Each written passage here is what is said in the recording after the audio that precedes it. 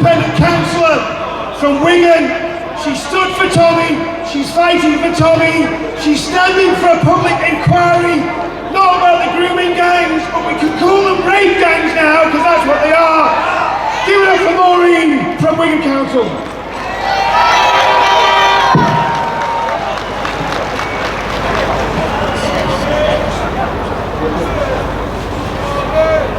Hi everyone, my name's Maureen and I'm a local independent councillor in Wigan. However, today I am acting as a private citizen in my own personal capacity. I have to say that because they've got a solicitor employed to investigate me already. I have followed Tommy Robinson for a few years, mainly in support of his fight against the rape gangs. Last week I brought a motion forward to Wigan Council that they asked Keir Starmer to have a full national inquiry into the rape gangs. They deliberately prolonged the meeting so that there was no time for my motion. I said I'm going to go ahead with it anyway and I'm asking you all to stay.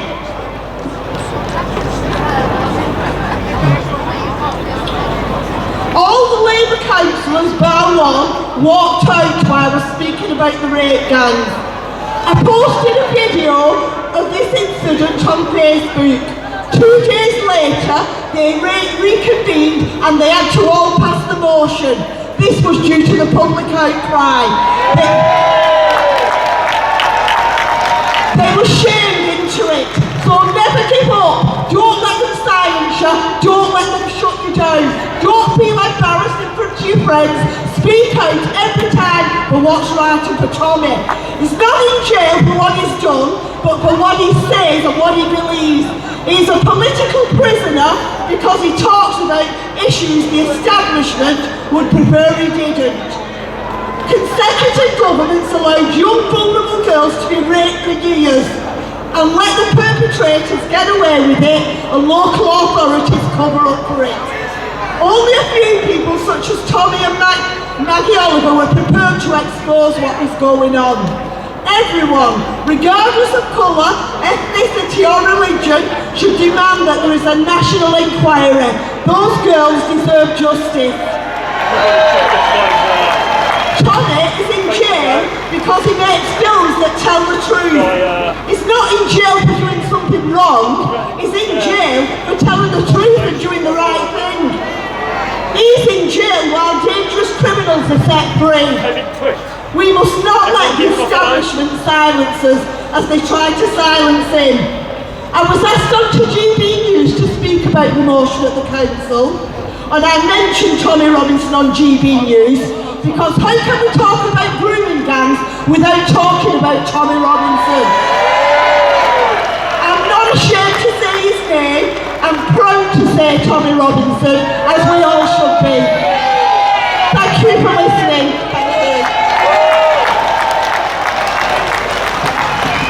Some amazing people stepping up and speaking today. We've got a friend of this movement that's been a friend of Tommy, a friend of what we do for a very long time. Give it up for the former leader of UKIP, Mr. Gerard Batton.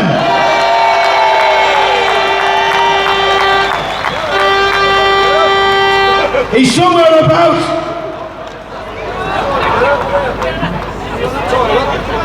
I think Gerard Batton's got hypothermia, so we'll have to wing it for a few minutes. Get the guy to play the next song. Next song, get the next song on. Where is he? We're playing hide and seek with Gerard Batton, and we found him. Here he is. He was just keeping you all waiting. Gerard Batton, everybody.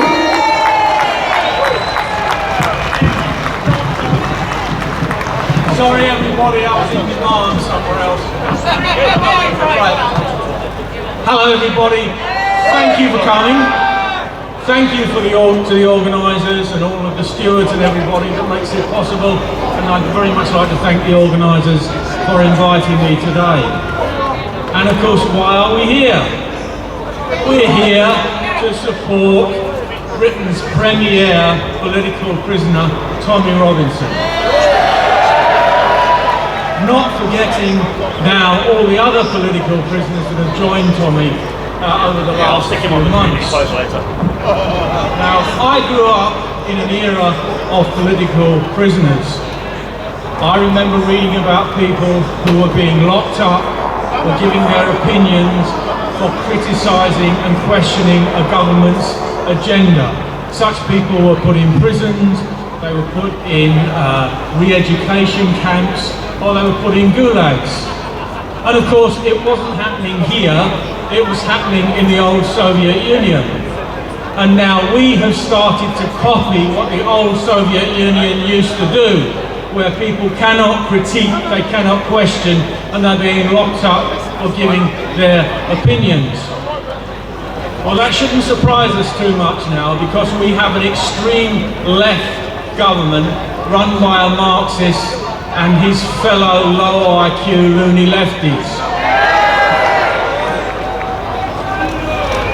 Now, the first tenet of Marxism is that you have to destroy the old order and society. Now, how do you do that in the UK? Well, it's been done by mass illegal immigration.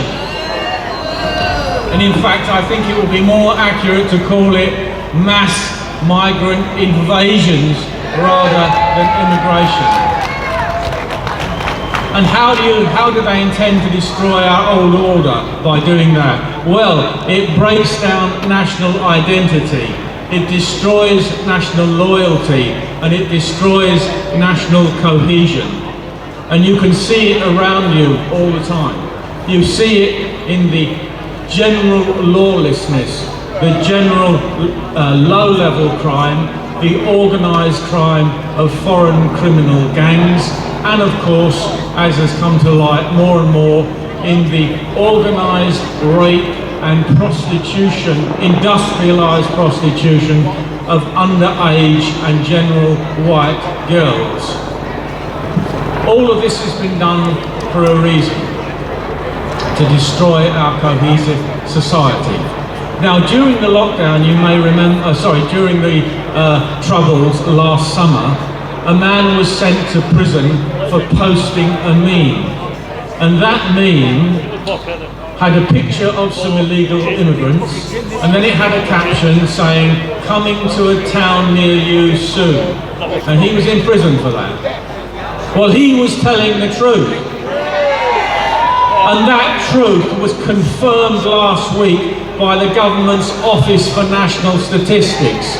They said that Britain's population is due to rise from 67 million to 72.5 million by 2032. That is the demonstration that that man was telling the truth. It's coming to a town near you over the next 5 years if you haven't got it already. The government is letting in 900,000 people a year at the moment. Now, I cited the old Soviet Union earlier on, and those of you of my age and a bit younger will remember that they had their heroes of free speech too. In Russia they had Alexander Solzhenitsyn, in Poland they had Lech Walesa, in Czechoslovakia they had Václav Havel, and many, many more unsung heroes who paid a heavy price for defying the government. But the government, and more importantly the system, was eventually overthrown because you cannot deny the truth forever. Well, our national hero now is Tommy Robinson. And all of those other fellow free speakers that are paying the price in prison for pointing out the bleeding obvious. Now, what can we do? What can we do? Well, all we can do is what we're doing now. We can continue to tell the truth, continue to speak up, continue to support the social media channels that are replacing the old legacy media. They cannot imprison everybody. Now, we have to thank God for Elon Musk, who has brought this issue into an international spotlight. Maybe even President Trump may decide to say something about it. Let's hope so. So carry on what we're doing, do whatever you can think of to do to support Tommy. One of the suggestions I had is sending a card in prison. He's getting thousands and thousands and thousands, so maybe the prisons will get fed up with trying to sort through his mail and put him in an open prison. Let's do what we can. Thank you very much.